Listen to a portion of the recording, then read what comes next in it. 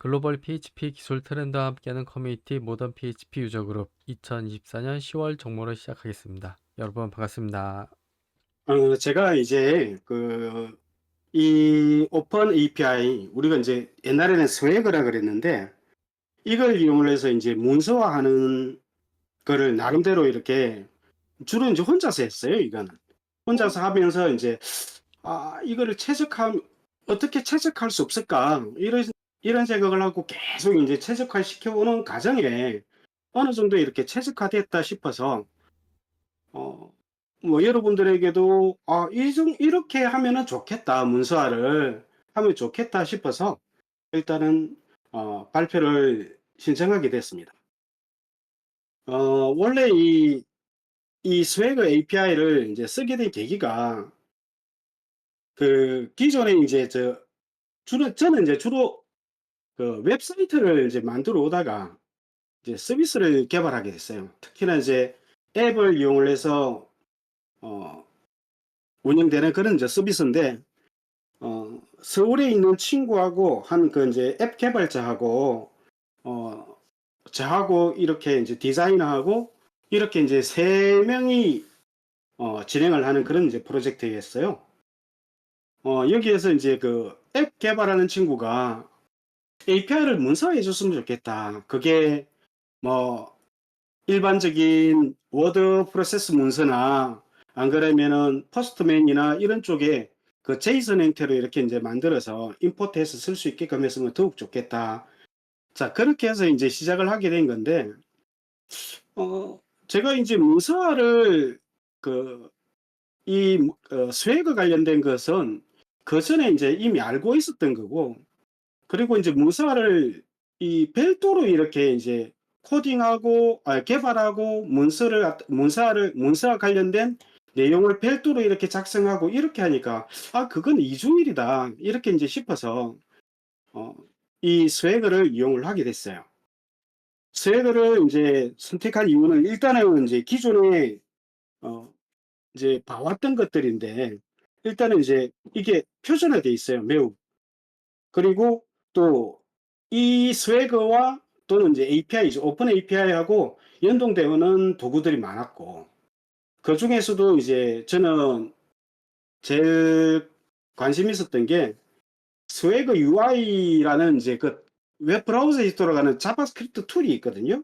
그 툴을 이용해서 어, 실제로 이제 문서의 내용도 확인하고 스펙이라든지 이런 것들도 확인하고 거기에서 이렇게 이제 바로 테스트가 가능한 어, 그런 툴이어서 굳이 이제 포스트맨을 이용을 하지 않고도 어, 포스트맨이나 요새 이제 보니까 다른 어떤 툴들이 있던데 그런 툴들을 이용을 하지 않고 그냥 이 테스트 서버에 문서 페이지에 들어오면은 바로 테스트가 가능한 그런 이제 점이 좋아서 또 이걸 이제 선택을 하게 됐고, 그 다음에 뭐 이 스와이그 API 문서 규칙은 그전에도 이제 좀 봐왔던 것이 있네. 자바라든지 그다음에 PHP라든지 구체적으로 기억은 잘 안 나는데 C라든지 이런 쪽에도 이게 있었던 걸로 기억이 돼요. 확실하진 않지만 자바하고 PHP 같은 경우는 그전부터 이 스웨그 API를 연동하는 부분이 이미 이제 많이 진행이 돼 있었고, 그런 이제 부분도 이제 그 문서나 이런 것들이 이제 많이 있어서 이거를 이제 선택을 하게 됐어요. 그리고 이 스웨그 API, 오픈 API 기본적인 구조하고 이제 스웨그 PHP 이렇게 이제 해놨는데, 오픈 API를 이 PHP 언어에 이렇게 이제 적용한 게 이제 스웨그 PHP입니다. 스웨그 PHP인데 제가 이게 스웨그 API 기본 구조하고 그 오픈 API죠. 제가 혼동이 좀 되는데 어, 스웨그 PHP하고 이 구조가 좀 달라요. 그래서 맨 처음에는 엄청 애먹었어요. 자, 오픈 API 부분에는 대략 이런 이제 정보들이 이렇게 들어가 있습니다. 메타데이터나 서버 정보나 그다음에 이제 가장 우리가 그 뭐라 그래야 될까? 중요한 부분이라고 해야 될까요? 자, 중요한 부분이라고 해야 될까? 가장 중심이 되는 부분이 여기에 있는 API 정보입니다. 그러니까 우리가 각가지 API 기능들이 있잖아요. 그런 이제 정보들이 API 경로 정보라는 이 부분에 우리 그 스웨그 오픈 API 기본 문서에 보면은 패스라고 이렇게 돼 있어요. 이 패스 부분이 이제 가장 중요합니다. 그리고 이 패스에 필요한 정보들이 여기 보시면 이제 컴포넌트라고 제가 이제 그 뭉뚱그려 놨는데 여기에 이제 파라메터라든지 응답이라든지 리퀘스트 보디, 요청 보디라고 제가 적어 놨습니다만은 요청 보디, 그다음에 기타 이제 입출력, 입력 뭐 입력과 출력에 관련된 데이터 정보 이런 것들이 이 컴포넌트로 이렇게 이제 만들어집니다. 이 컴포넌트는 API에서 이제 그 참조해서 활용을 합니다. 사실은 이 컴포넌트로 이렇게 분리하고 최적화시키는 부분이 이제 제가 이제 처음부터 이제 사용하고 최적화하는 과정에서 이제 이 부분을 이제 가장 중점적으로 제가 보여드리고 싶어요. 그리고 이제 인증과 태그 이렇게 있는데 뭐 인증도 중요합니다. 그리고 이제 태그는 주로 이제 API를 이렇게 그룹핑할 때 이제 이용을 합니다. 개략적으로 제가 여기 하나 몇 가지 탭으로 이렇게 미리 준비를 해놨는데요. 자, 여기 가령 예를 하나 보여드리면은 자, 여기 이렇게 그룹핑이 되어 있어요. 여기에 그룹핑 되어 있는 이 이름들이 태그입니다. 클릭을 해보시면은 클릭을 해보면은 이런 식으로 이 그룹화되어 있는 해당 그룹에 들어있는 API들이 이렇게 이제 보입니다. 그래서 주로 이 태그는 뭐 크게 이렇게 어떤 API 기능과 관련된 그런 중요한 부분을 이렇게 다루고 있는 건 아니지만은 그래도 이제 그룹핑할 때 저처럼 이렇게 API가 많을 때는 태그로 분리를 할 필요가 있어서 그때 이제 이용을 하게 됩니다. 자, 여기 이제 메타데이터 부부터 해가지고 간단하게 이렇게 표시가 되어 있는데요. 메타데이터는 이제 주로 인포라는 부분들이 이렇게 되어 있는데, 인포라는 부분하고, 우리 스웨그 PHP의 그 인포 부분이 이제 구조가 사뭇 달라요. 제가 이제 이걸 보고 그 스웨그 이제 오피셜 사이트에 있는 내용을 보고 이 내용과 이 내용이 이제 매치가 되지 않아서 상당히 애를 먹었는데, 자, 이런 식으로 이 메타데이터 부분이 이런 식으로 이제 표현이 되지만 그 스웨그 PHP 같은 경우는 이제 이런 식으로 주석으로 이렇게 표시가 됩니다. 물론 지금 이제 스웨그 PHP 4.0 같은 경우에는 우리 그 8.0부터 들어온 어트리뷰트, 저는 이렇게 속성이라고 이렇게 이름을 그렇게 부릅니다만 이 속성을 이용해서도 문서화를 해줄 수가 있는데 지금 이 방법 같은 경우는 이제 전통적인 어노테이션을 이용한 방법이잖아요. 자, 어쨌든 이런 식으로 이제 메타데이터를 표시를 해줄 수가 있습니다. 뭐 저는 이걸 요 부분까지도 이래놨는데 요거는 뭐 무시하셔도 좋고요. 그리고 이제 서버 정보도 마찬가지예요. 서버 정보도 보면은 오피셜 사이트에는 이런 식으로 이제 돼 있는데 스웨그 PHP에서는 이런 식으로 표현을 합니다. 그러니까 서버 정보가 뭐 요게 하나의 서버 정보, 요게 하나의 서버 정보 이렇게 이제 되잖아요. 마찬가지로 스웨그 PHP에도 이런 식으로 하나의 서버 정보 그리고 이런 식으로 하나의 서버 정보 이런 식으로 여기는 위에는 이렇게 이제 하나의 어떤 그룹에 배열로 이렇게 들어가 있지만 스웨그 PHP에서는 이제 별도의 이런 이제 어노테이션으로 이렇게 분리가 되어 있습니다. 분리가 되어 있고 그 다음에 이제 경로 API 경로 정보 스웨그 PHP 같은 경우에는 이제 패스즈라는 여기에 모든 API 경로가 다 표시가 됩니다. 모든 API가 다 표시가 되는데, 지금 여기서는 슬래시 유저라는 API 경로에 대한 것만 이렇게 표시가 되어 있습니다만은, 뭡니까? 이게 이제 계속 이제 여러 가지 것들이 이제 이렇게 쭉 나열될 수가 있죠. 자, 그래서 이제 패스지라는 이 부분에 모든 그 경로가 이렇게 들어가는데, 스웨그 PHP에는요,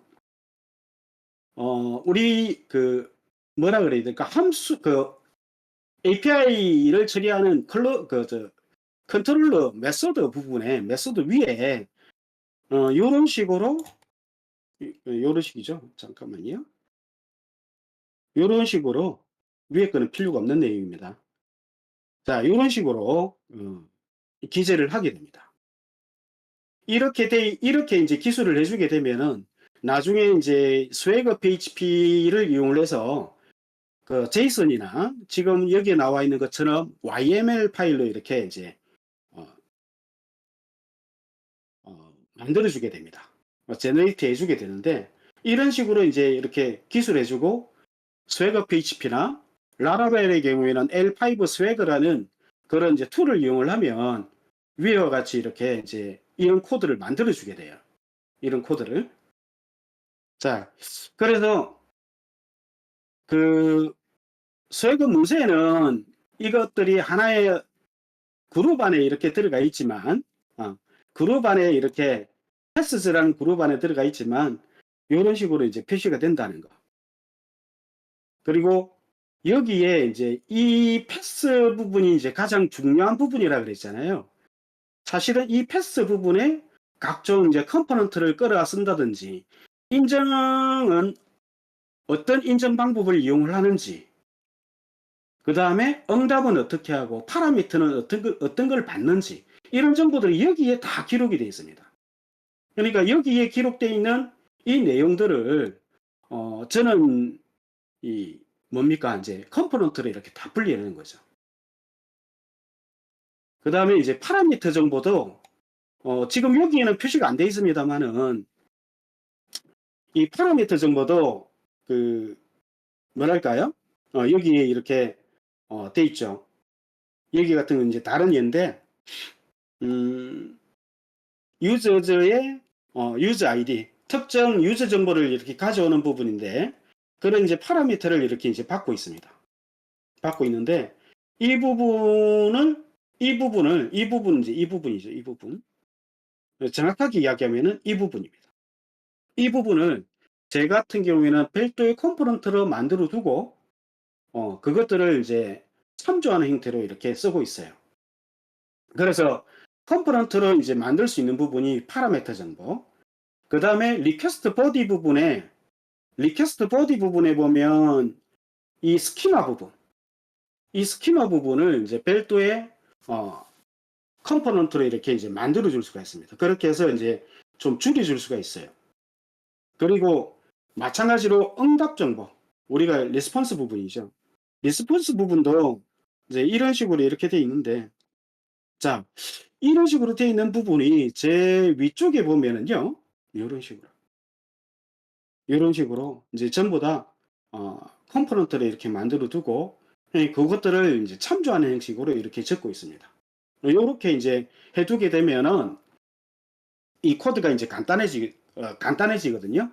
그래서 이제 이렇게 이제 만들고 있고, 그 다음에 입출력 스키마 부분이 있는데, 아까 이제 봤던 리퀘스트 보디라는 부분이 있잖아요. 그 리퀘스트 보디 부분에 있던 스키마 부분을 별도의 컴포넌트 부분으로 이렇게 이제 별도로 뺄 수가 있는데, 사실은 그 리스폰스 부분에 또 보면은 데이터가 있고요. 리스폰스 부분하고 그 다음에 파라메타 부분도 우리가 그 여러 가지 데이터가 들어갈 수 있습니다. 즉 이제 스키마로 해서 이렇게 이제 그 기술되는 부분은 전부 다 컴포넌트로 이제 만들 수가 있어요. 그래서 입출력 스키마, 입력할 때 아까 봤던 리퀘스트 보디, 이 부분도 별도의 컴포넌트로 스키마로 이렇게 분리가 가능합니다. 그래서 이 부분도 이렇게 이제 분리를 하고 있고요.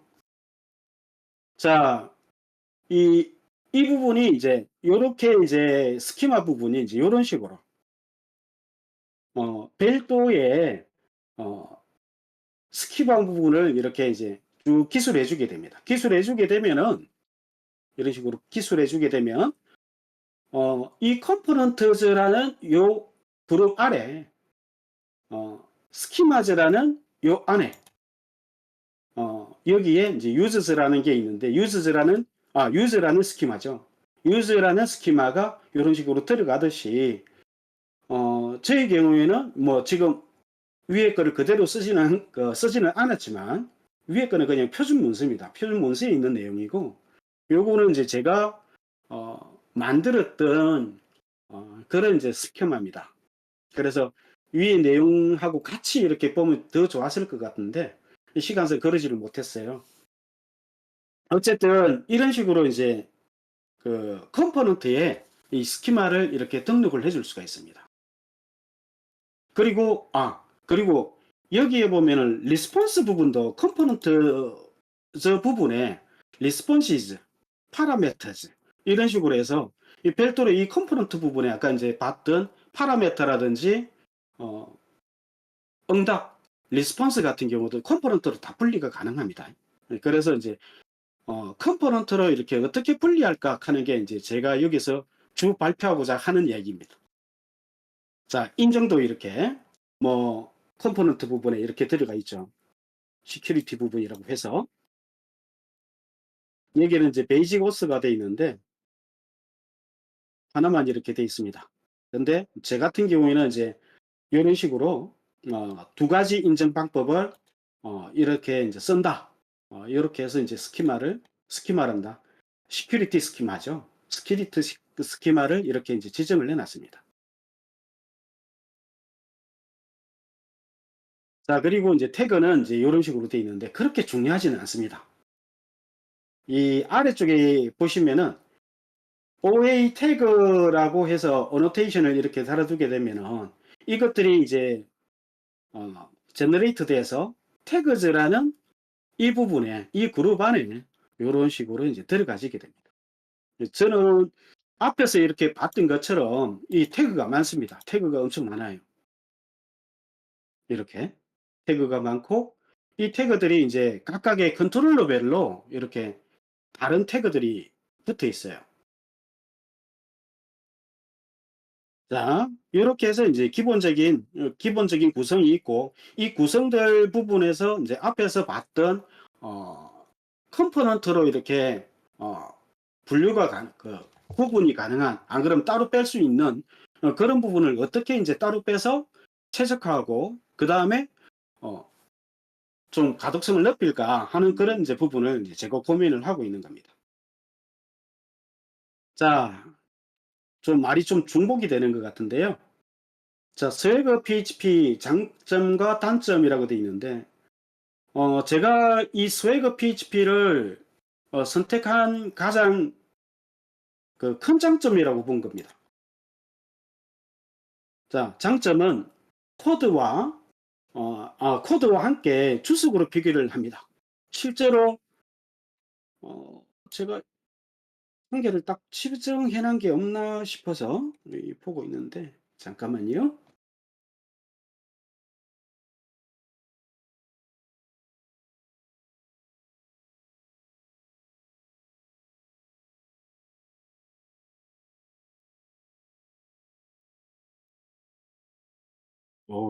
여기는 엄청 뭐가 많죠.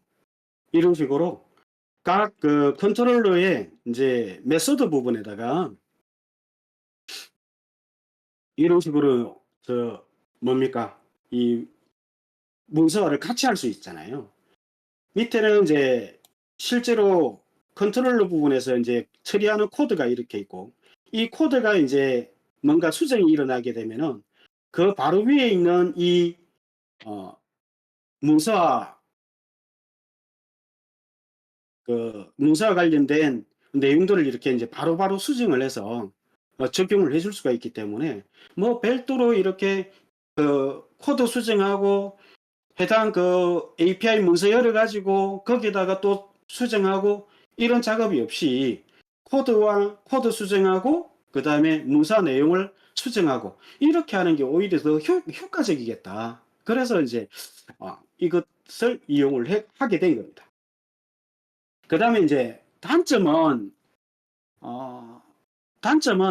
아마 제가 이제 우리 이 커뮤니티에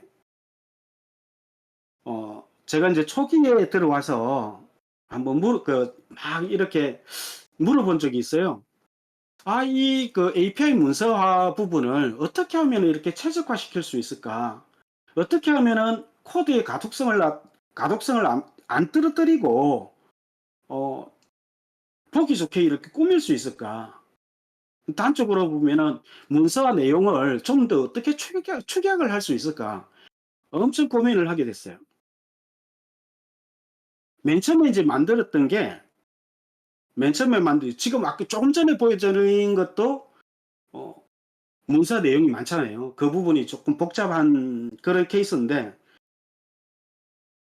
어, 예전에 이제 만들었던 거, 하나 여기 이제 단점 예시라고 이렇게 돼 있는데요. 요걸 한번 볼게요. 이 부분은 정말 초창기에 만들어진 겁니다. 요것도 나중에 요 관련해서도 좀 설명을 드릴 건데,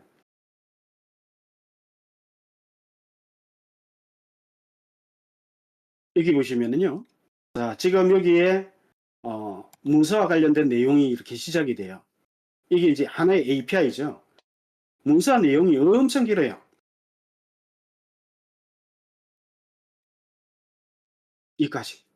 여기까지. 그래서 엄청 긴데 한참 내려가다 보면은 이제 이 코드가 이렇게 나옵니다.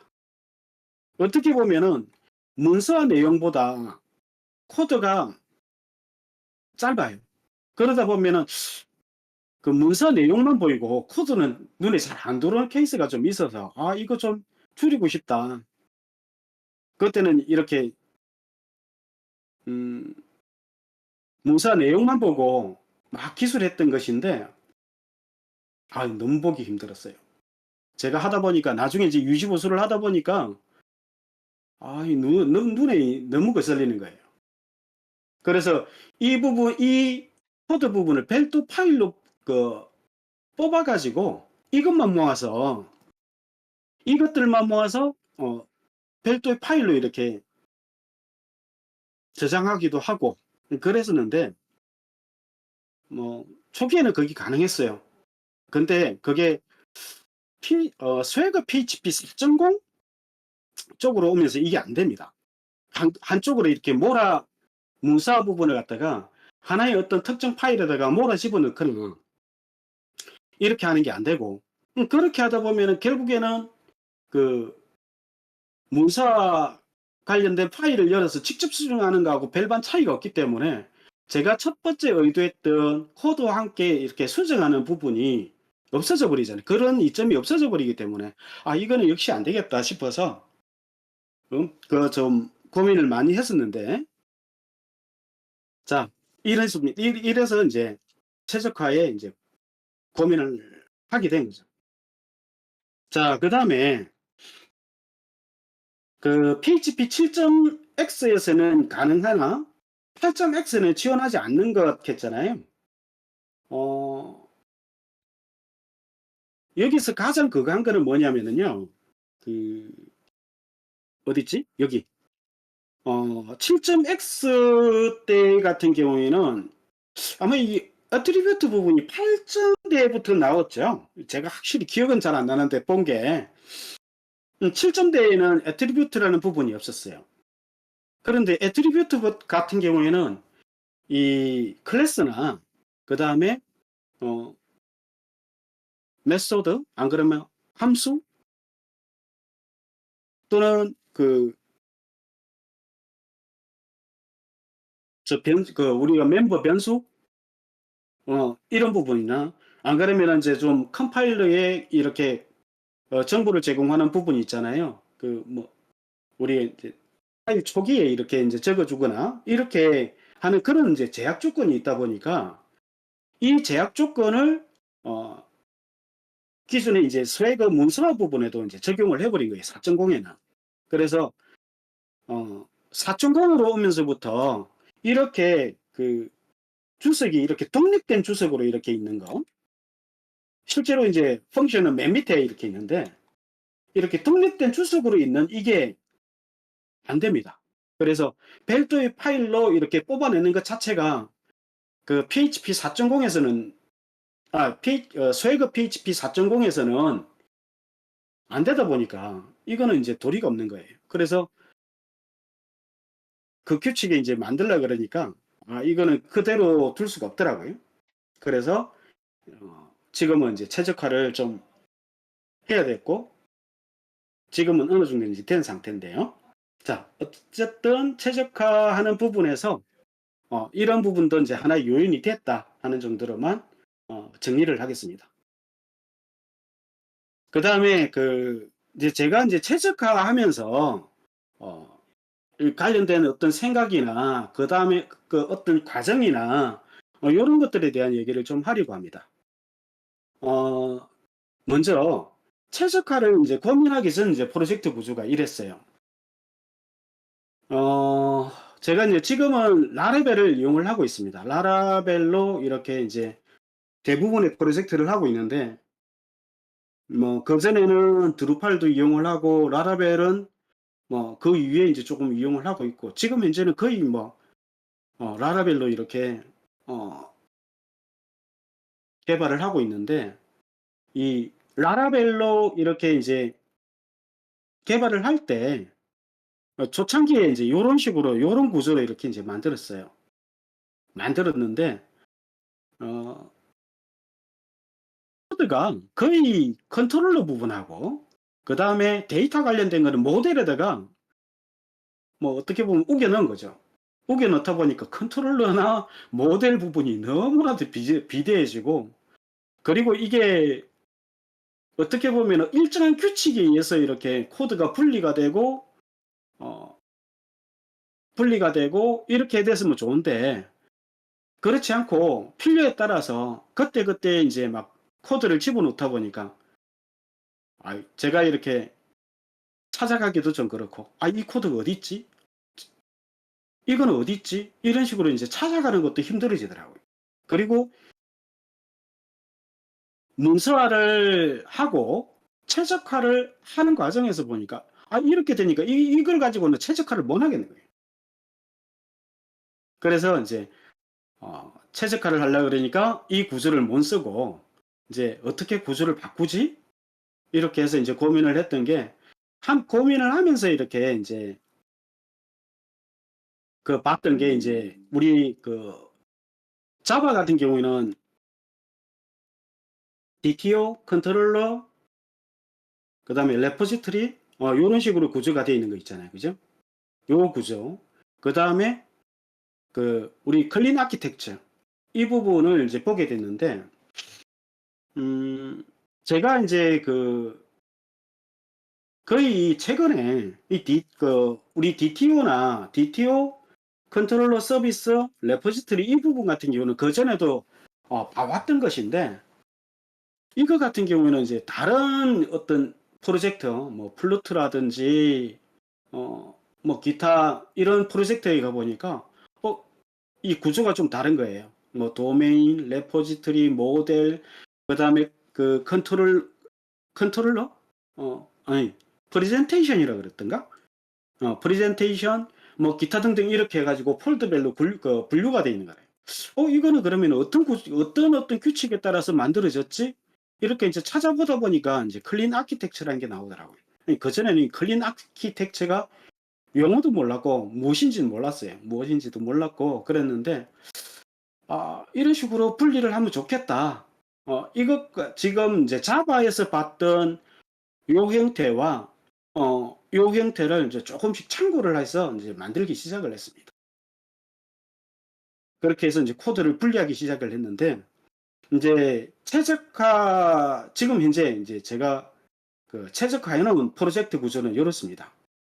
지금 현재 제가 이제 주로 하고 있는 게 백엔드 쪽 개발이거든요. 백엔드 쪽이고 실제로 이제 API가 쓰이는 건 백엔드 쪽이잖아요. 그래서 백엔드 쪽에 그 프로젝트 구조를 이제 요런 식으로 이제 만들어 놨어요. 자, 요런 식으로 이제 만들어 놨는데 클라이언트에서 요청이 오면 기존 라라벨에서는 기본적으로 리퀘스트라는 객체가 주입이 됩니다. 컨트롤러 메소드 쪽으로 이제 주입이 되도록 돼 있는데 저는 이제 그걸 안 쓰고 이 폼 리퀘스트라는 게 있어요. 이 폼 리퀘스트 같은 경우는 전에 이현성님 유튜브를 보니까 이 폼 리퀘스트를 쓰더라고요. 여기에 이제 유효성 검사라든지 기타 이제 예외를 날리는 거라든지 이런 것들이 가능하니까 그러면은 이 폼 리퀘스트에서 유효성 검사까지 다 할 수 있겠다. 만일에 그 유효성 검사에 실패하게 되면은 예외를 리턴해서 응답을 해버리고 유효성 검사가 끝나면은 그거를 이제 그 컨트롤러에 이렇게 전달을 해서 실행을 하면 컨트롤러는 폼 리퀘스트 객체만 받으면 유효한 데이터가 들어있는 리퀘스트 정보를 받아서 처리할 수 있겠구나. 그래서 이걸 이용을 해야지. 이렇게 해서 이제 리퀘스트 대신에 폼 리퀘스트를 쓰고요. 그 다음에 이제 제가 이 컨트롤러 부분에 별도로 이제 제가 자주 사용하는 그런 파라미터 정보들이 있어요.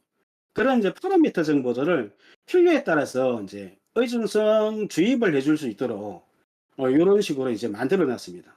대표적으로 이제 우리 그 목록 출력할 때 보면 목록이나 검색을 할 때 목록 출력할 때 뭐 페이지 번호라든지 그 다음에 검색 키워드라든지 그 다음에 검색 파트라든지 이런 정보를 거의 목록 쪽에는 다 쓰게 되더라고. 그래서 이제 이거를 별도로 이런 식으로 그 파라미터 정보를 이렇게 받아서 저장하고 있는 그런 이제 객체를 만들어서 그거를 필요에 따라서 이제 컨트롤러에 주입하는 형태로 이제 만들어졌고요. 그 다음에 이제 컨트롤러에서 이 폼 리퀘스트를 통해서 들어온 데이터를 이제 DTO를 생성을 해서 DTO를 이제 서비스를 전달합니다. 서비스에서 이제 그걸 처리를 하고 서비스는 이제 주로 이제 비즈니스 로직, 저는 업무 로직이라 그러는데 업무 로직이 이제 들어가 있겠죠. 그래서 그 업무 로직으로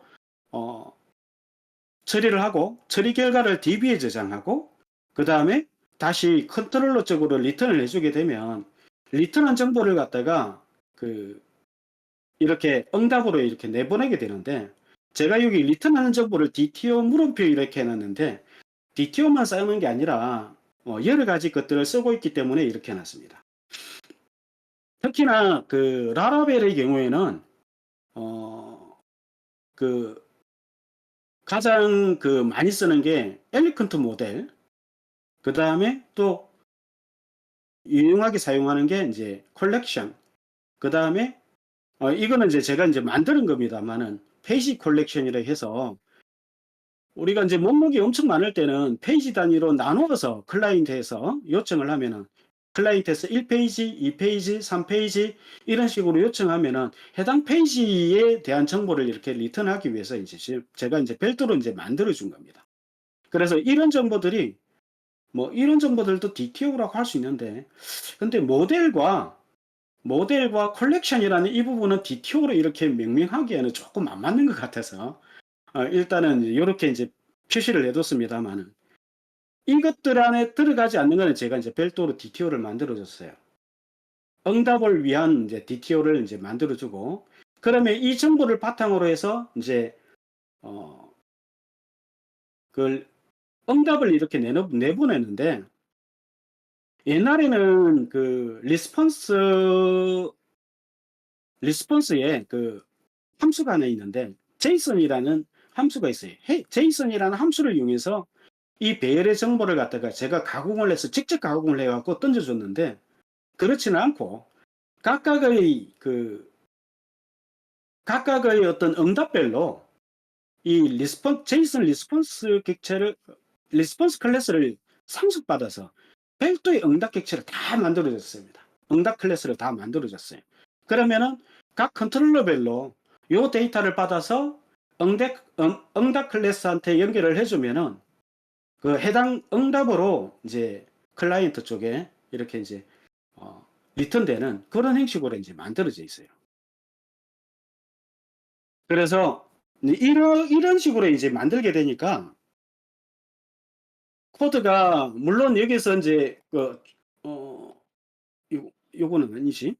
제가 열어놓은 게 잠깐만요. 맞나? 맞네요. 자, 여기 보면은 이런 식으로 그죠? 이런 식으로 이렇게 돼 있는데 이 부분이 요청 성공했을 때 그 넘겨주는 응답 부분입니다. 응답 부분인데 요거는 추후에 한번 다시 설명을 드리겠는데요. 그 실제로 보면은 요 부분이 그 제이슨 리스폰스 부분에 리스폰스 클래스를 이제 만들어 놨다고 했잖아요. 그 부분에 이게 다 구현이 되어 있습니다. 나중에 한번 보도록 하겠습니다. 자, 그런 식으로 해서 이제 만들어졌어요. 그런 식으로 이제 코드를 분리하고 그 분리된 코드에 해당 관련된 문서 정보를 이렇게 이제 기록을 하니까 엄청 그 컨트롤러 부분이 그나마 비교적 간단해졌습니다. 앞에서 보셨던 것처럼 엄청 길게 내려가는 게 아니라 이것처럼 요거는 보다 단순하게 이렇게 돼 있는데요. 이런 식으로 단순화됐습니다. 그래도 지금 보면은 이 코드가 문서 내용보다 적죠. 코드가. 근데 코드가 매우 그 구조가 단순해졌어요. 이렇게 이제 만들다 보니까 요 구조로 이제 만들다 보니까 실제로 컨트롤러 부분이 이런 식으로 아주 단순화돼 버렸어요. 아주 단순화됐는데 코드는 제가 지금 작성한 코드는 try 캐치 해가지고 캐치는 이제 캐치 부분의 웹 응답용이죠. 응답용하고 그 다음에 시스템 오류 이렇게 두 가지로 이렇게 분리를 해서 처리 그 웹으로 내보낼 오류 응답이죠. 응답 그 다음에 시스템 오류 이런 식으로 해서 구조는 딱 세 부분으로만 이렇게 되어 있습니다. 모든 게 다 그렇습니다. 모든 컨트롤러에 다 이렇게 돼 있다 보니까 컨트롤러 부분 뭐 물론 앞에는 코드가 좀 문서 내용이 많지만은 코드 부분을 보면은 너무나 단순해졌어요. 자, 이 부분은 이제 나중에 별도로 한번 제가 요 내용 밑에 있는 내용을 설명을 하면서 다시 한번 더 이야기를 드리겠습니다. 자, 제가 이제 그 문서 적용 관련된 규칙을 나름대로 이렇게 정해봤습니다. 요거는 제가 이제 여러 가지 시행착오를 거쳐오면서 만들어진 규칙입니다. 사실은 이 발표를 하기 위해서 이렇게 나름대로 이제 정리를 하다 보니까 딱 요 정도 규칙이 나오더라고요. 제가 설정한 내용이 요 정도가 되더라고요. 자, 그러면 하나씩 이제 좀 보도록 하겠습니다. 문서 대상, 문서 대상을 위주로 코드를 분리하고 문서화하되 분리가 힘든 부분은 베이스 컨트롤러라는 게 있어요. 사실은 이제 더미가 있습니다. 더미 컨트롤러가 하나 있는데 그 부분에다가 이제 요 문서 대상 이 범주 뭐 리퀘스트라든지 DTO라든지 서비스, exception, inner, JSON response 이런 쪽에 별도로 코드가 이것들은 별도로 코드가 분리가 돼 있거든요. 분리가 돼 있는데 분리한 곳에 넣기 힘든 부분이 있어요. 애매한 곳이 있는데 그런 것들은 이 베이스 컨트롤러에다가 집어넣어 놨습니다. 딱 이거는 그것들만 넣을 수 있게끔 제가 이제 준비를 해 놨습니다.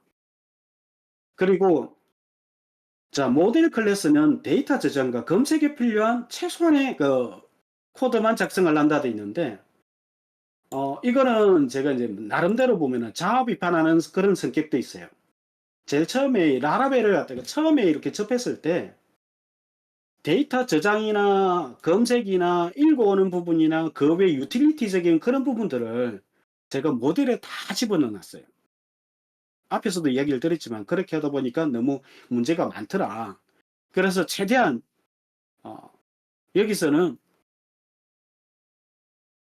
라라벨에서 이제 만들어주는 그런 최소한의 어떤 코드, 거기에다가 뭐 설정에 관련된 것들, 그 다음에 저장할 때 아주 작은 유틸리티적인 어떤 메소드, 이런 것들만 만들고 거기에 앞에서 이제 우겨 넣었던 그런 이제 코드는 다 빼버렸습니다. 그리고 이곳은 모델 부분에는 별도로 문서와 관련된 내용은 들어가진 않습니다. 옛날에는 넣었어요. 지금은 다 빼버렸습니다. 모델은 넣을 필요가 없습니다. 그리고 모델을 넣기에는 좀 모델이 그 다른 쪽에 같은 경우에는 이제 이 스키마하고 연결이 되는데, 라라벨은 모델에는 이 스키마를 적용하기가 좀 애매해요. 애매해서 여기에는 문서 코드가 안 들어가고 나머지 부분들에는 이제 문서 코드들이 다 들어갑니다. 자, 그 다음에 있는 게 리퀘스트 대신 폼 리퀘스트를 이용하여 요청에 대한 유효성 검사, 검사를 하고, 유효성 검사를 진행했을 때 이제 그 실패한 경우가 있잖아요. 실패한 오류를 리턴하도록 이 폼 리퀘스트 자체에다가 이제 그것까지 이렇게 적용을 해뒀습니다. 폼 리퀘스트 부분에 유효성 검사하는 규칙도 들어가 있고요. 실제로 보면은 오류를 리턴하는 부분, 예외를 리턴하는 부분도 우리가 이제 그 라라벨에 있는 커맨드를 이용해서 이제 리퀘스트를 만들게 되면 룰하고 어센티케이션 부분, 이 두 가지 부분만 나와 있는데, 예외도 기존의 그 부모 클래스에 그 함수를 상속받아서 오버라이딩 할 수 있습니다. 오버라이딩 해주게 되면은 예외를 리턴하도록 이렇게 이제 만들어 줄 수가 있어요. 물론 예외를 안 해줘도 리턴을 하는데, 그때는 이제 400 그 스테이터스 코드만 리턴을 해서, 제 같은 경우에는 이제 어떤 에러인지, 어떤 그 유의성 검사에 실패했는지 그런 정보도 같이 이렇게 넘겨줘서 앱이나 이런 데서 활용을 할 수 있도록 만들어주고 싶었어요. 그래서 이제 오류를 리턴하는 부분도 이제 오버라이딩해서 이렇게 이제 리턴하도록 그렇게 이제 만들어준 상태입니다.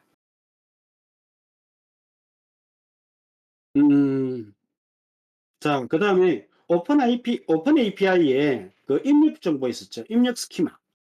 입력 스키마는 그 폼 리퀘스트에 그 우리 유효성 검사 규칙을 이렇게 지정하는 부분이 있어요. 룰즈라는 부분이 있습니다. 룰즈라는 그 메소드가 있는데, 그 메소드 부분에다가 이렇게 스키마 부분을 이제 기술을 해주게 됩니다. 실제로 이제 룰즈 부분에 유효성 검사라든지 뭐 기타 타입이라든지 이런 것들이 이제 기술이 되기 때문에 거기가 딱 맞겠더라고요. 그래서 폼 리퀘스트의 룰즈 부분에다가 입력 스키마, 입력 정보를 이렇게 이제 문서하고, 그 다음에 이제 자주 사용하는 이제 쿼리 파라미터. 앞에서 이제 제가 얘기 드린 것처럼 리스트 쿼리 파람인가? 그죠? 리스트 쿼리 파람 같은 이런 걸 별도로 이렇게 만들어서 의존성 주입을 하도록 처리를 해뒀습니다. 그 다음에 유해성 검사가 끝난 완료된, 그러니까 폼 리퀘스트에서 유해성 검사가 이제 끝나면은 이제 컨트롤러 쪽으로 이렇게 넘어오잖아요. 컨트롤러 쪽으로 넘어왔을 때 그 폼 리퀘스트로부터 데이터를 받아서 이제 DTO 객체를 만들도록 합니다. DTO 객체는 그 입력을 위한 DTO 객체는 별도로 이렇게 입력 스키마나 이런 것들이 필요가 없습니다만은 DTO 부분에는 스키마가 기록이 안 되네요. 이거는 기록이 안 되고, 그 다음에 이제 비즈니스 로직은 이제 서비스로 이렇게 다 분리를 했어요. 서비스로 다 분리를 하고, 물론, 그, 문서와 관련된 내용은 서비스에도 기술은 안 됩니다. 이 DTO와 서비스는 별도로 이렇게 그 문서와 관련된 내용이 없고, 컨트롤 내부에서 이렇게 이제 쓰이다 보니까, 이것들은 사용을 안 되지만, 이렇게 이제 분리를 해둔 상태입니다. 그리고 이제 서비스에 처리된 결과를 이제 앞에서 이제 봤던 것처럼 이런 식으로 리턴하도록 이제 만들어줬고, 리턴된 데이터를 클라이언트로 응답을 보내기 위해서 이제 제이슨 리스폰스 객체를 이제 상속받아서 구현을 해둡니다. 이 제이슨 객체를 제이슨 클래스를 상속받아서 만들어진 그 부분에다가 응답에 관련된 내용, 응답에 관련된 그런 이제 문서와 관련된 내용을 기술을 해줘요.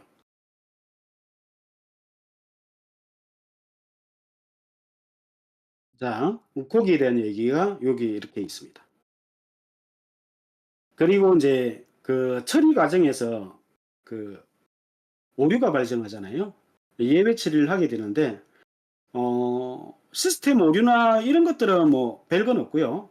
제 같은 경우는 이제 어차피 그 응답을 그 클라이언트로 이제 적절한 응답을 보내야 되잖아요. 적절한 응답을 보낼 때 이제 HTTP 이거셉션이라는 부분과 그 다음에 HTTP 에러 이거셉션이라는 두 가지를 만들어 놨어요. 두 가지에는 이제 앞에서 리스폰스 부분에 있던 부분이 있었죠. 잠깐 나중에 한번 보도록 할게요.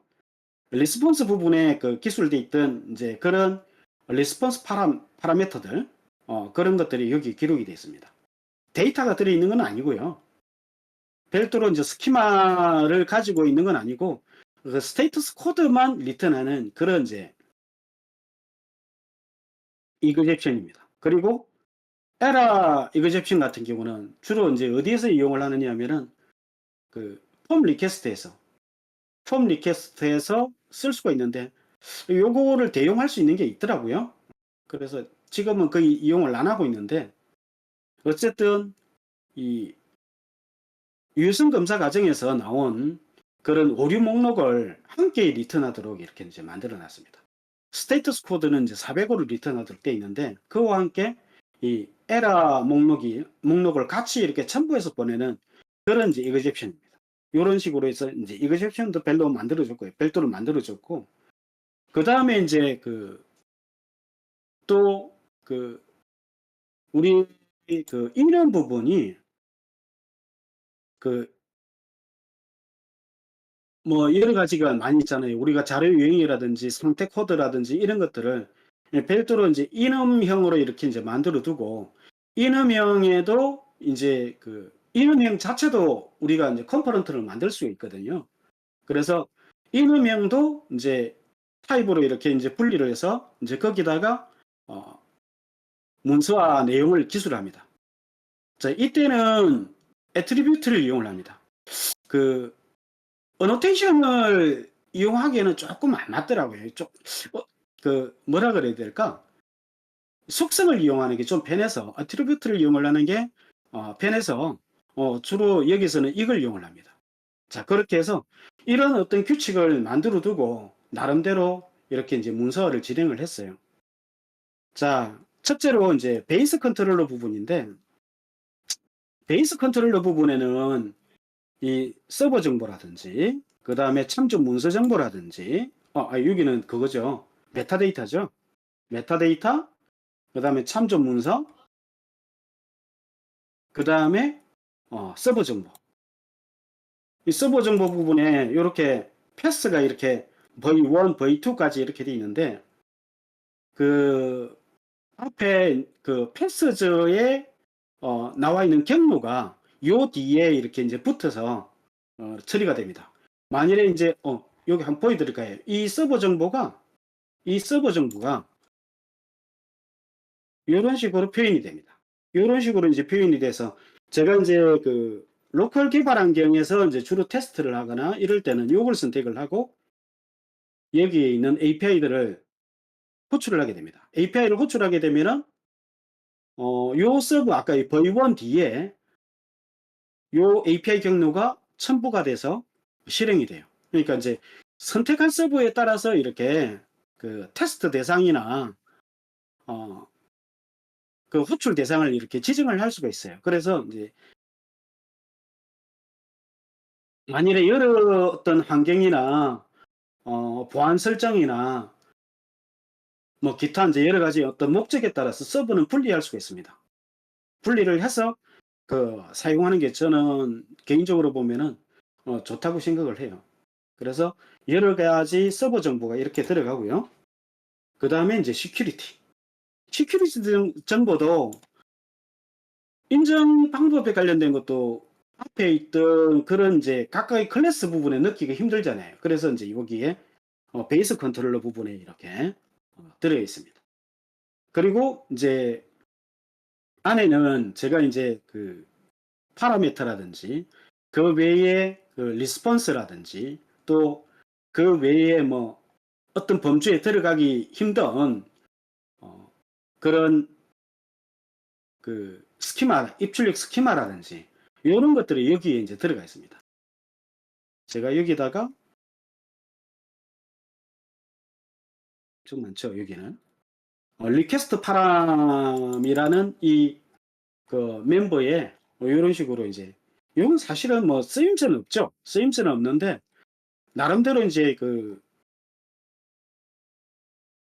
문서화 내용을 좀 더 이렇게 구체화하고 나중에 이제 그 우리가 그 스웨그뿐만 아니라 어디에 그 요약해주는 이 문서 내용을 요약해주는 그런 게 있더라고요. 그런 툴이 있는데 그런 툴을 이용해서도 이제 요거를 뽑아낼 수 있도록 거기에 연관해서 뽑아낼 수 있도록 이런 식으로 이제 만들어졌습니다. 그리고 또 이렇게 변수나 멤버 변수나 이런 곳에 또 들어가기도 해야 되고 이렇게 지정을 안 하면 또 그 적용이 안 되기도 하고 이래서 일단은 이렇게 각각의 변수에 이런 식으로 만들어 놨습니다. 자, 여기 보시면은 뭐 파라메타, 그죠? 쿼리 파라메타죠.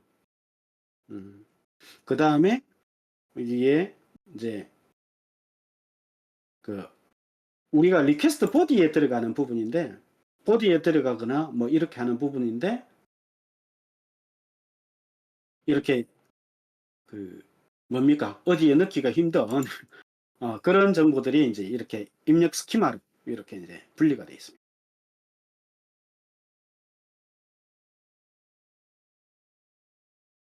그리고 여기는 대부분 그렇네요. 그죠?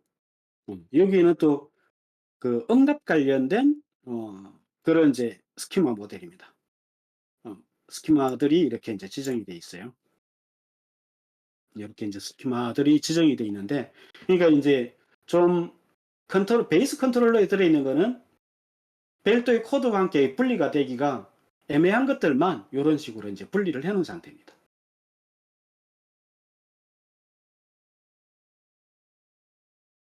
자, 그 다음에 이제 폼 리퀘스트인데요. 폼 리퀘스트 같은 경우는 우리가 그 라라벨에 그 아티잔 명령을 이용해서 하면은 기본적인 어떤 골격을 만들어줘요. 골격을 만들게 되면은 요 함수하고 요 룰제라는 함수를 만들어주게 됩니다. 기본적으로 만들어져요. 그러면 이제 룰제 부분에다가 뭐 이거는 거의 신경을 안 쓸 수도 되고요. 집중할 거는 요겁니다. 룰제 부분에 이제 유해성 검사 규칙을 이렇게 이제 배열로 해서 리턴을 하게 됩니다. 실제로 이제 이 정보를 이용해서 이제 유해성 검사를 하게 되고, 그러면 이제 유해성 검사 부분과 함께 이제 여기에 보면은 입력 스키마가 이제 이런 식으로 기술이 됩니다. 여기에 보면은 이제 뭡니까? 그 워크 아이디즈라는 게 있고 이거는 어레이고 배열이란 얘기죠. 배열이고 그다음에 이 배열의 데이터는 반드시 들어 있어야 된다. 이런 식으로 이제 표시가 되어 있습니다. 여기에 추가적으로 들어가야 되는 게 그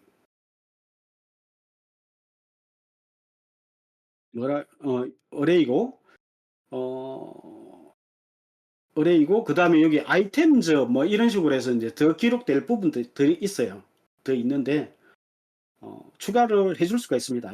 이 배열의 자료가 뭐냐, 인테저냐, 스트링이냐 이런 식으로 추가가 될 수 있는 부분이 있는데 여기는 생략이 돼 있네요. 왜 빠졌을까? 어쨌든 이런 식으로 해서 어, 입력 항목이 뭐고 이 입력 항목의 자료는 뭐고 이 입력 항목은 반드시 입력돼야 되는지 아닌지 이런 정보들이 이제 같이 이렇게 들어가니까 이 부분을 수정을 하고 그 위에 이제 이 부분을 이제 수정을 해주고 저장을 하고 나중에 이제 그 제너레이트 해주면 되니까요. 이렇게 되도록 문서를 해줬어요. 그리고 앞에서 제가 폼 리퀘스트에 이 유효성 검사를 해서 이제 유효성 검사 관련된 내용을 예외로 리턴한다 그랬잖아요. 예외로 리턴하는 거는 제가 별도로 트레이트를 만들어 뒀습니다. 리퀘스트 밸리데이션이라는 이 트레이트를 이제 만들어 줬는데 이 트레이트에 이제 해당 그 메소드를 오버라이드 하는 걸 넣어놨어요. 이건데요. 여기 있고 요게 이제 실제로 이제 밸리데이션 결과를 리턴하는 예외를 리턴하는 그런 이제 메소드인데 이거를 이제 오버라이딩 해서 이렇게 넣어주게 되면은 제가 이제 여기 에러 메시지를 이렇게 넣어줍니다. 에러 메시지를 넣어주면은 그 에러 메시지가 이제 클라이언트로 이렇게 같이 이렇게 첨부가 돼서 넘어갑니다. 그렇게 하도록 이제 만들어 놓은 거죠.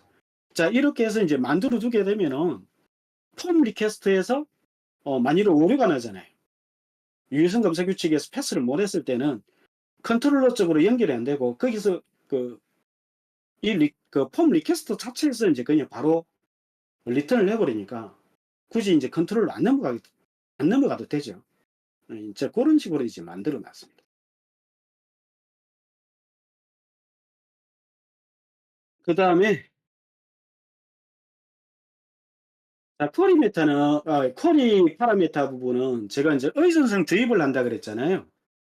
의존성 주입을 하는데 음, 우리 라라벨 같은 경우는 이제 서비스 프로바이더라는 게 있습니다. 프로바이더가 있어서 그 프로바이더를 이용해서 이제 그 의존성 주입할 클래스를 이 바인딩 해주게 되면은 그 부분이 나중에 실행될 때 클래스가 생성이 돼서 컨트롤러 쪽으로 이제 주입이 됩니다. 주입을 하기 위해서는 이제 컨테이너에 이 바인딩 과정을 거쳐줘야 되는데 제가 이제 앞에서 만들어줬던 것들이 이런 식으로 제가 별도로 이제 만들어줬습니다. 커먼 서비스 프로바이더라고 해서 여기에다가 이런 식으로 이제 바인딩 해주는 부분이 이렇게 있습니다.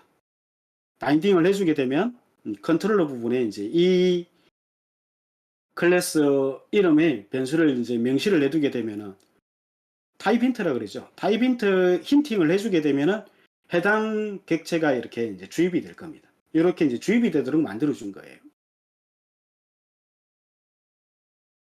자, 요게 리스트 커리 파람입니다.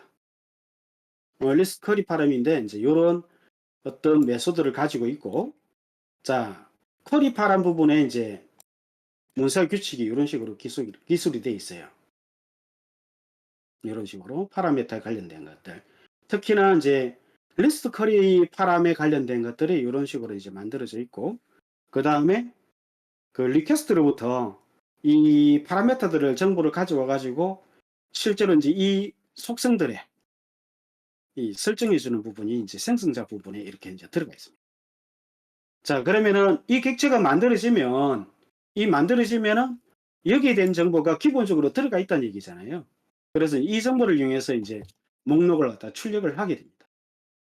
자, 이런 식으로 이제 제가 이제 자주 사용하는 것은 요런 식으로 의존성 주입하도록 이렇게 만들어 놨어요. 그다음에 이제 DTO. DTO 부분 이미 그 자바는 뭐 다른 어떤 그 언어 쪽도 마찬가지고 그 DTO 관련된 그런 것들을 좀 쓰고 있잖아요. 뭐 제가 이제 별도로 이렇게 그 기능이나 뭐 개념이나 이런 건 설명할 필요가 없을 것 같고요. 약간의 범주가 좀 넘어가는 거니까.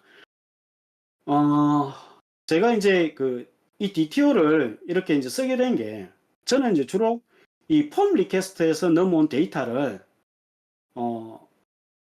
코드 레벨에서 서비스로 넘겨줄 때 좀 더 정량화해서 넘겨주고, 그 다음에 이 코드 레벨에서 이렇게 이제 데이터를 처리를 해서 넘겨주면은 이제 뭐 어떤 PHP 같은 데는 믹서드라든지 이런 것들이 있잖아요.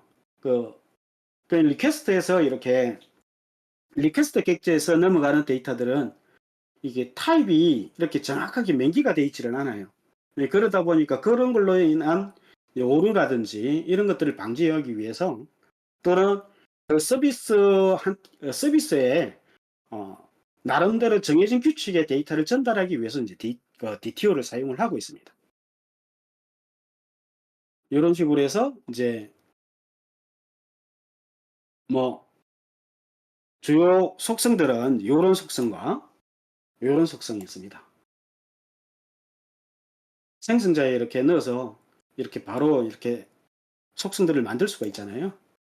네, 요런 생성자로 바로 만들 수 없는 것들은 별도로 이렇게 이제 만들어 두고, 세트와 게트를 만들어 두고, 그 다음에 제가 이제 패닝에 의한 건데, 리퀘스트로부터 데이터를 받아서 바로 이제 객체를 만드는 그런 부분이 이렇게 이제 들어가 있습니다. 그래서 실제로 이제 컨트롤러 부분에서는 어, 컨트롤러 부분에서는 직접 관여하지 않고 이 DTO를 이용을 해서 리퀘스트 객체가 가지고 있는 데이터를 뽑아서 스스로 이제 객체를 갖다가 생성하도록 그렇게 이제 만들어 놨습니다. 그리고 이제 여기에 보면은 폼 모델이라고 되어 있는데, 이 DTO를 이용을 해서, 물론 이제 지금은 그렇게 쓰지는 않습니다만은 DTO를 이용해서 바로 이제 모델 데이터를 설정을 한다든지, 데이터를 갖다가 삽입을 한다든지 이렇게 할 때, 우리 라라벨에서는 이제 뭐 유저라는 어떤 모델 클래스가 있으면은 유저 뭐 콜론 크레이트 이렇게 해서 베일로 이렇게 전달을 해주면은 바로 이제 생성이 가능한데, 그런 식으로 생성할 때 이 DTO가 가지고 있는 데이터를 바로 이제 베일로 리턴을 해서 모델에서 이제 바로 활용을 한다든지 이런 식으로 쓸 수 있도록, 크게 보면은 create from request라는 거하고 그 다음에 to array라는 요 두 가지가 추측이 돼서 이제 사용이 되고 있습니다. 물론 이것들도 별개로 뭐 개별 호출해서 이제 쓸 수 있도록은 돼 있습니다만은 거의 제 쪽에서는 거의 이용을 안 하고 있어요. 물론 한 데이터만 가져와서 쓴다든지 이렇게 할 때는 요것들을 이제 씁니다만은 대부분 이 메소드하고 요 메소드 이 두 가지만 주로 이제 활용을 하게 됩니다. 음, 여기도 이제 하나가 이렇게 이제 더 나와 있는데, 그죠? 요거는 생략을 할게요. 그 다음에 서비스 부분도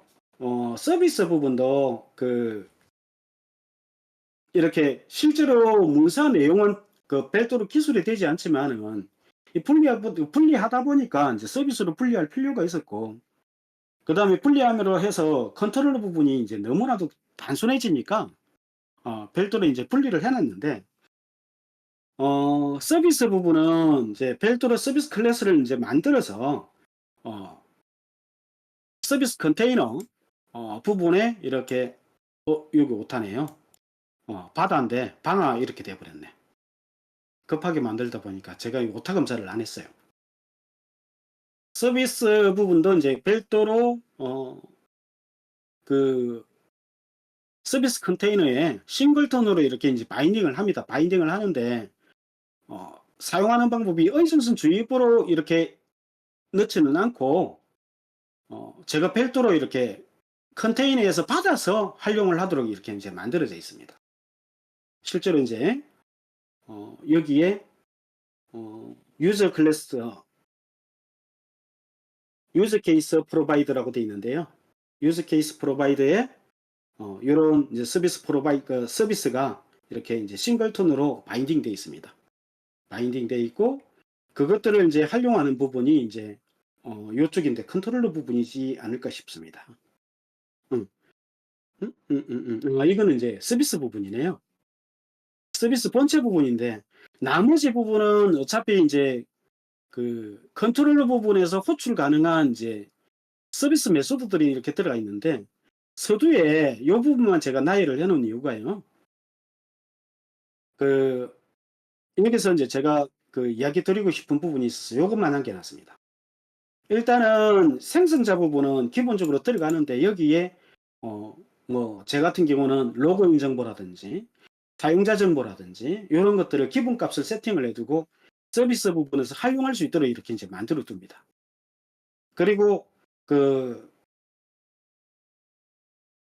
그리고 이제 여기 보면은 get instance라는 부분이 있는데 이 get instance는 그 서비스 컨테이너로부터 이 서비스 객체를 이제 받아오는 부분입니다.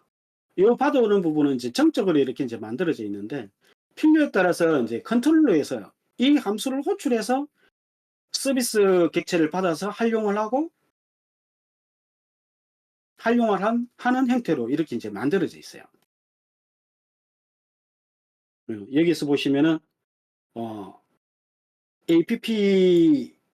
app라는 함수인데 이게 우리 애플리케이션 객체가 있습니다. 그 객체가 이제 서비스 컨테이너인데 이 서비스 컨테이너에 지금 우리 이 서비스 클래스 이름을 전달해서 해당 클래스의 객체를 이렇게 이제 받아오는 겁니다. 받아오려고 시도했는데 만일에 못 받아왔다 그러면은 객체가 생성되지 않았다는 얘기거든요. 여러 가지 이유로. 그러면은 예외를 리턴을 하게 돼 있어요. 예외를 리턴하게 되면은 우리 컨트롤러 부분에 앞에 이제 타입 try catch http exception 그다음에 catch exception 부분이 있는데 catch exception 부분에 이제 이 부분이 거기에 이제 걸리게 되겠죠. 거기에 걸려서 이제 500에러를 리턴하도록 만들어 주도록 해놨어요. 만일에 객체를 가져오지 못하면은 500에러를 리턴하고 끝내도록 이렇게 만들기 위해서 이런 식으로 이제 만들어 두었습니다. 그리고 자, 그 다음에 이제 제이슨 리스폰스인데 제가 그 우리 리스폰스의 제이슨 함수를 이용해서 이제 그 제이슨 데이터를 리턴하도록 이렇게 만들어져 있는데 함수를 이렇게 이제 타고 이렇게 들어가다 보니까 이 제이슨 리스폰스 객체를 생성을 해서 리턴하더라고요. 리턴하는데 거기에 뭐 여러 가지 파라미터가 있는데 그 파라미터는 기본값만 이렇게 전달을 하더라고요. 그래서 그러면은 이 제이슨 리스폰스 객체를 상속받아서 그 여러 가지 응답, 제 경우에는 이 프로젝트가 응답이 너무나도 다양합니다. 너무나도 다양해서 그냥 DTO나 앞에 서비스로부터 받은 데이터를 그대로 전달할 수가 없었어요. 그래서 그 제이슨 리스폰스 객체 부분에서 이거를 상속받아서 해당 응답에 관련된 그 데이터를 가공을 해서 전달을 하도록 이렇게 이제 만들어 놨어요. 그래서 데이터를 가공해서 전달하는 이 부분에 이제 문서화 부분이 들어갑니다. 이런 식으로요.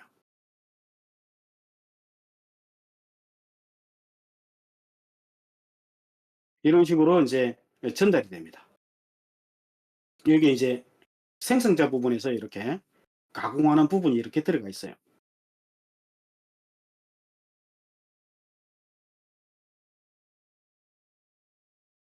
자, 그다음에 음 여기 같은 경우는 제가 인제 서비스 제이슨 리스폰스 객체를 두 개를 예를 들어 놨는데 하나는 데이터 하나. 여기서 보시면은 유저 인포잖아요.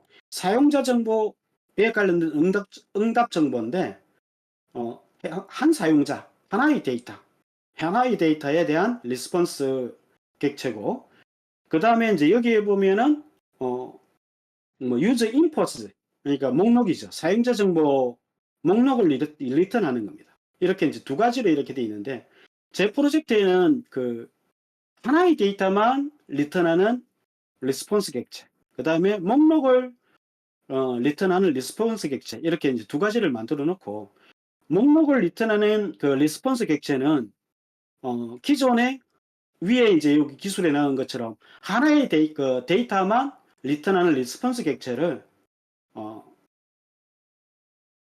참조해서 어, 리턴하도록 이렇게 이제 만들어 놨습니다.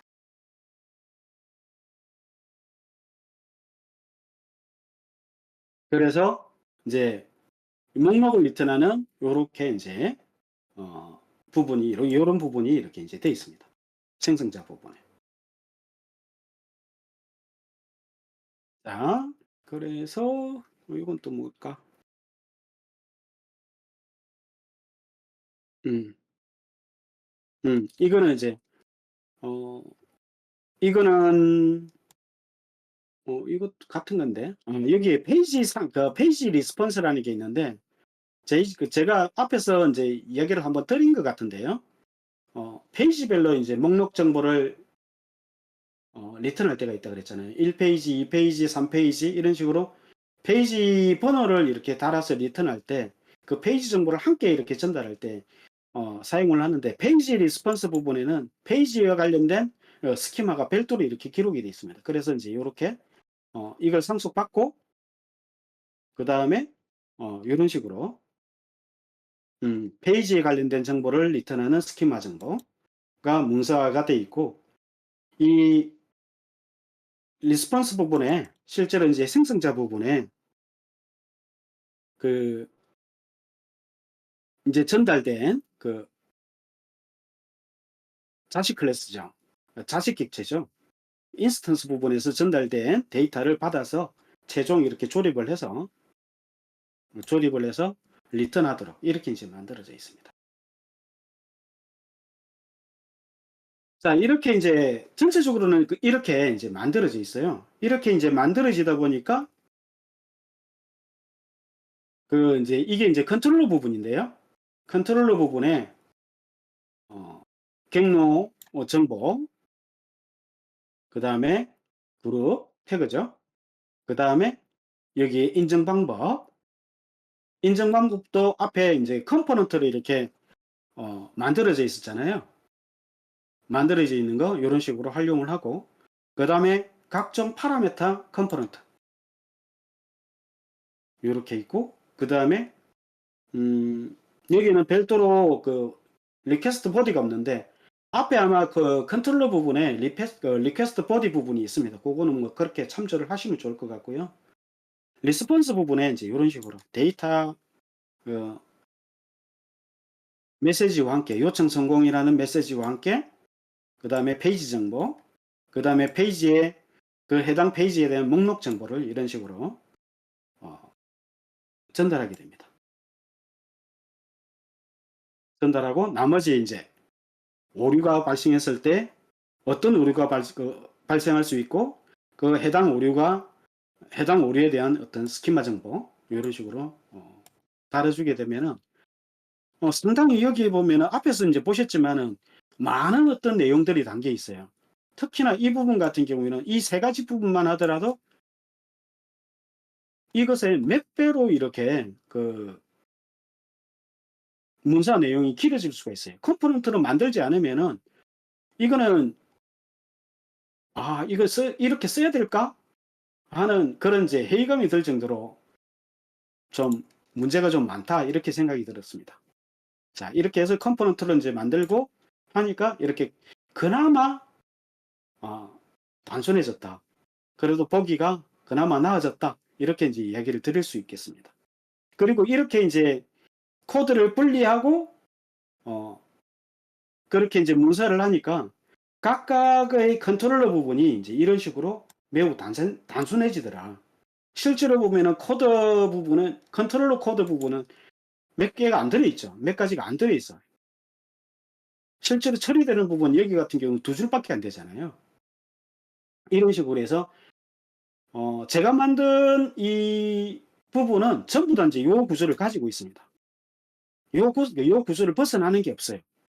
그래서 상당히 단순해졌다. 그래서 요런 형태로 코드를 분리를 하고 그 다음에 분리된 코드에 각각에다가 이런 이제 문서 정보를 컴포넌트로 이렇게 기록을 하고 그 다음에 컨트롤러 부분에 해당 컴포넌트들을 이렇게 참조하도록 이렇게 이제 만들어서 만들어 주면은 매우 좋지 않겠나 그런 생각을 합니다. 자, 그 다음에 이제 이 부분이 가장 이제 중요한 부분이고, 그리고 이제 몇 가지 더 이제 내용이 있는데, 인원 부분이 있습니다. 인원 부분도 우리가 이제 별도로 이렇게 이제 컴포넌트를 이렇게 이제 만들어 둘 수가 있습니다. 컴포넌트로 만들어 두고, 그 다음에 입력 스키마나, 그러니까 출력 스키마 이런 데서 이제 참조할 수가 있어요. 스웨거 PHP 4.0, 지금은 이제 라라벨 스웨거의 이제 최신 버전 같은 경우에는 기본적으로 속성을 이용해서는 어노테이션을 이용해서 이런 식으로 이넘을 하나의 컴포넌트로 이렇게 이제 만들 수가 있습니다. 이렇게 이제 만들어 줄 수가 있는데, 이 위에 있는 문서와 내용들도 애트리뷰트를 이렇게 이제 만들어 줄 수가 있습니다. 만들어 줄 수가 있는데, 이 뭐랄까, 애트리뷰트를 이용을 하니까 그 특히나 다른 어떤 도구에서는 잘 모르겠는데 PHP 스톰에서는 이 순서를 갖다가 안 지키면은 자꾸 워닝을 이렇게 표시를 해서 보기가 싫더라고요. 안 지켜도 상관없을 것 같은데. 그래서 이거는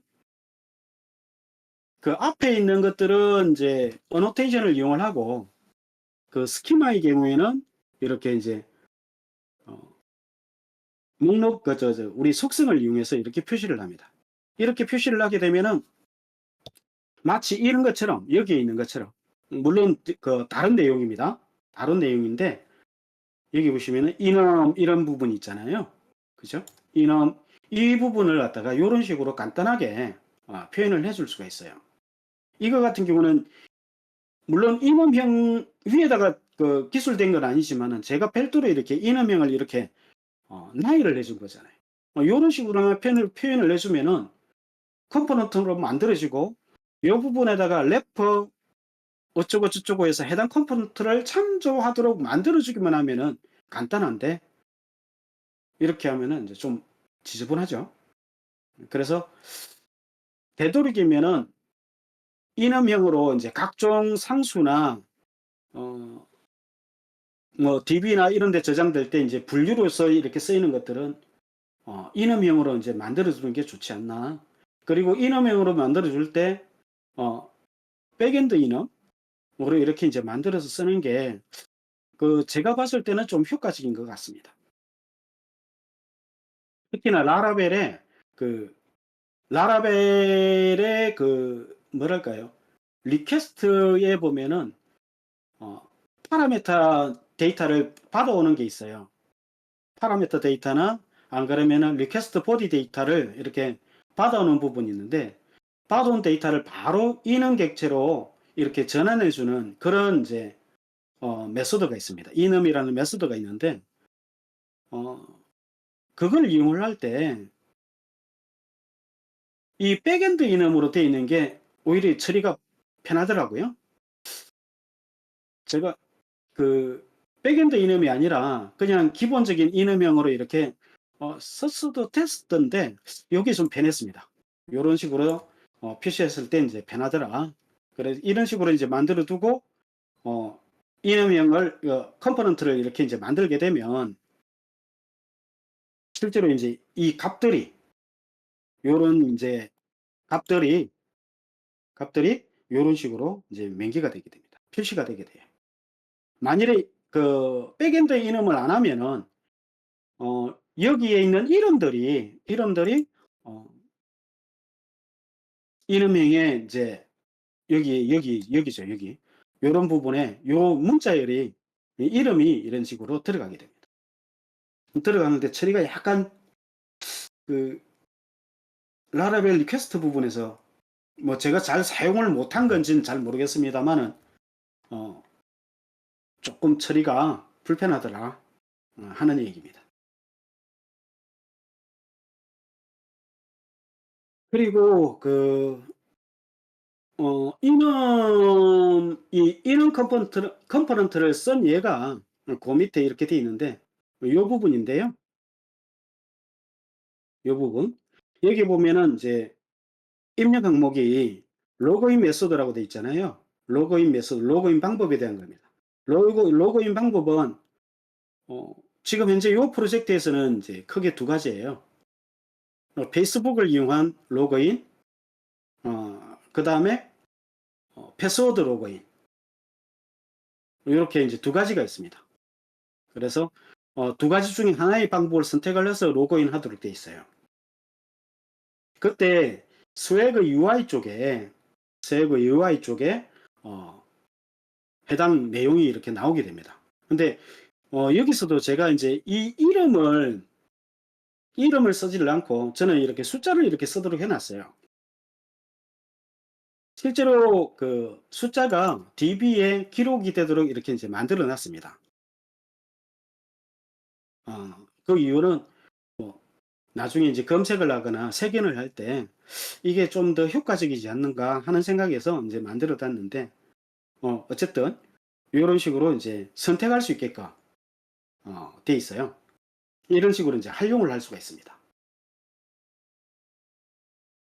자, 그래서 인제 요런 식으로 인제 기술을 해 주게 되면 기술을 해 주고 우리 그 스웨그 PHP나 라라벨 같은 경우에는 L5 스웨그나 이런 인제 도구들을 이용을 해서 어 YML 파일이나 제이슨 파일을 이제 컴파일을 해 주게 됩니다. 컴파일을 해 주게 되면은 인제 그 요 내용들이 인제 그런 식으로 인제 들어가게 되는 거죠. 그런 식으로 들어가고 스웨그 UI나 그다음에 인제 포스트맨이나 이런 쪽에 인제 임포트해서 인제 쓸 수가 있는 거죠.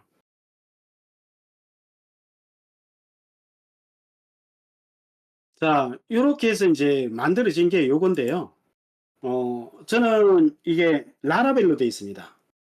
라라벨에 인제 L5 스웨그라는 도구를 이용해서 인제 만드는데 L5 스웨그를 인제 설치를 하게 되면 기본적으로 그 스웨그 UI 스크립트를 호출해서 요런 화면을 이제 만들어 줍니다. 우리가 인제 그 제너레이트를 하게 되면은 제너레이트한 데이터를 요런 식으로 인제 표현을 해 주는 거죠. 요런 식으로 그죠? 요런 식으로. 그리고 이 첨부 내용은 볼 수 있을라나? 어크. 아. 작동하지 않습니다 가네요. 요건 패스하겠습니다. 음. 왜지? 나와야 되는데. 자, 그러면은 그중에서 아까 인제 마지막으로 그 컴포넌트가 이렇게 이제 만들어졌잖아요. 이 기본적으로 인제 컴포넌트에 관련된 거는 요렇게 어 스키마즈라는 부분에 이 스웨그 UI 아래쪽에 스키마즈라는 부분이 이렇게 쭉 들어 있습니다. 음. 이거는 각각이 한 개밖에 없네. 요런 식으로.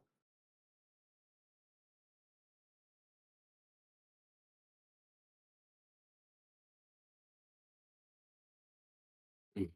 어쨌든 이런 식으로 인제 표시가 돼 있고 그리고 인제 이것들을 인제 참조해서 인제 참조를 하게 되면은 어 그 최종 최종 클라이언트 쪽에 이렇게 인제 노출되는 그런 인제 API 정보가 이렇게 표시가 됩니다. 쪼끔 전에 이렇게 봤던 그 부분을 한번 볼게요. 음 로그인, 로그인 부분에 테스트를 하게 되면은 요런 식으로 그죠? 이게 이제 인음형으로 참조된 겁니다.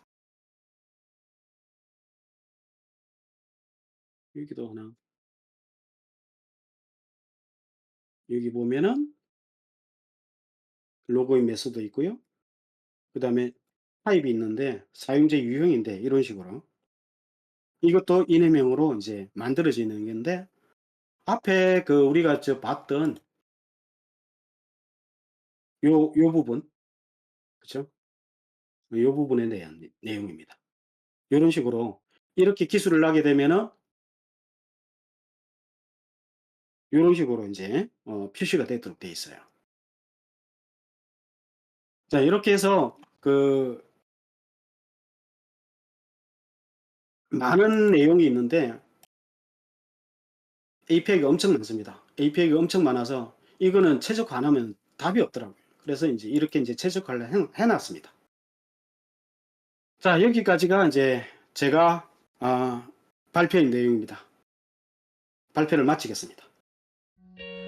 이로써 2024년 10월 정모를 마치겠습니다. 이 자리에 참석 및 시청해 주신 여러분들께 감사드립니다. 다음 정모에서 뵙겠습니다.